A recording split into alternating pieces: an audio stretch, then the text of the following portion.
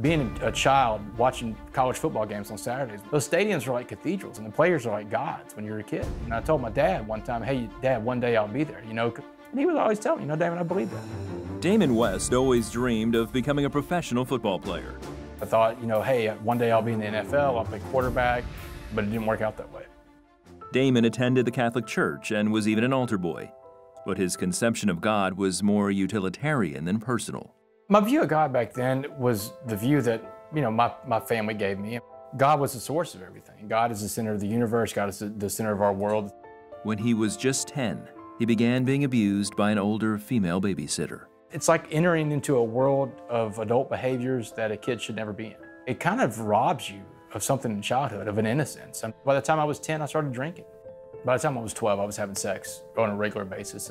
At his high school in Port Arthur, Texas, Damon became the star quarterback. His father's friendship with Cowboys coach Jimmy Johnson offered him a chance to see the world of pro sports. Whenever I'm in high school, Jimmy's coaching the Dallas Cowboys, and I got to bring 2 receivers with me to their training camp. We're out there with Michael Irvin and Troy Aikman and Steve Berline and those guys. We're running routes and throwing passes as those guys are getting done with practice. What high school kid gets to do that, you know? He was recruited by a number of colleges, but chose nearby North Texas. But his career wouldn't last long. September 21st, 1996, against Texas A&M. And I call that day of my life a big fork in the road. Again, a shotgun for Damon West, a running back all red off to his left. Here's the snap. He drops back to about the 32. So I separated my shoulder. And then when I got healthy again in the spring and got back in the rotation, there was an accident that I had in the home where I severed my Achilles tendon in half. And that was it. That was the end of the career. That was a game changer there. My life was wrapped up, my existence was wrapped up in playing football. And once that was gone, I was mad at God. I was mad at the world. I was mad at everybody. His doctor prescribed painkillers, which added to the list of substances he was abusing. The painkillers, I abused those too. And now I'm putting in the cocaine, the ecstasy, the pills. I'm doing all the hardcore stuff now. I would abuse anything that was in front of me, I would abuse. After college, Damon worked as a broker on Wall Street and in politics. But the drug use finally caught up with him. That's where I ran into the one vice that would be the end of me, methamphetamine. It took me no time to lose my job, my apartment, my car, my savings account, my sanity. I went from working on Wall Street to living on the streets of Dallas. Eventually, I ended up in other meth houses, other meth dens with other meth addicts. He also began stealing to support his habit. We started breaking into homes, and I took a lot of their property. I stole, you know, with that burglary crew, we stole over $1 million worth of people's property. Eventually, he was arrested. July 30th, 2008. It's a day I'll never forget. You know, I'm sitting around this little rundown apartment in Dallas, and I'm smoking meth with my meth dealer on the couch. Bam!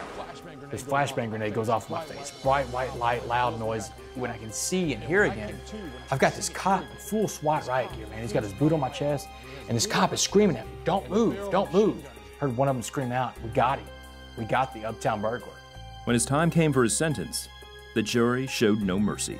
When the jury came back and said 65 years, I mean, it took my breath away. I remember when the sentence was read, I hear my mother gasp on the front row. The sound only a mother can make when she hears her son get a life sentence in prison.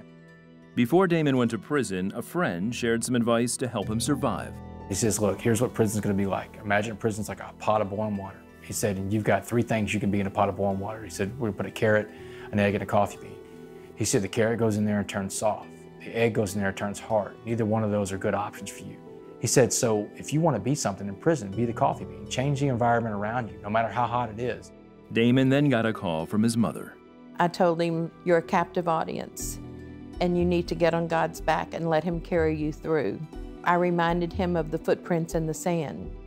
God was walking down the beach with someone, and the man was looking back and saw, at times saw 2 sets of prints, and other times just 1 set. And he asked God, why is there just 1 set of prints? Did you desert me? And he said, no. He said, I carried you. And that's what I told Damon. Get on God's back and let him carry you. Finally, when I got alone, I could cry, because you can't cry in front of anybody in there. And I'm sitting there, and I'm a little confused, because I'm into my Bible, I'm praying to God, but I hadn't learned how to pray. I cried, and I just prayed, Jesus, please, I can't do this alone. I can't do this anymore. And I remember being broken down, about as broken down as I've ever been. And that's when I finally asked Jesus to take over. Damon refused to join any of the prison gangs. Instead, he began attending Bible studies and seeking out mentors. I'm not into a gang, and that's what they do. I mean, they isolate you, they send other groups after you because they want you to come into their fold, or the white prison gangs, you know? But I couldn't do that, man. I made a promise to Jesus, I made a promise to my mom and dad that I would come home as the man they raised. He also entered a recovery program in prison. I got taken into sobriety at gunpoint. I tell people that all the time, because I'm clean, I'm sober, I have a program of recovery, and I'm still letting Jesus drive that car. After serving just 11 years of his 65-year sentence, he was paroled. Total God thing that I made parole. I was blown away with the grace that Jesus bestowed on me. Jesus had a plan the whole time. I remember turning back to look around, because something told me to turn back and look around, and it's this voice inside your head saying, I want you to remember what this looks like. You're going to work for me now. And if you ever stop working for me, you'll be back. Don't come back. Damon is now married and speaks all over the U.S. He also has authored 2 books.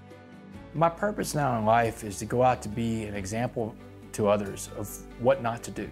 But the other part of my life is to be that message of hope. That message of hope of what Jesus' grace and Jesus' love can do for someone. I was a drug addict and a thief and a liar and a cheat and everything else you can think of that's bad.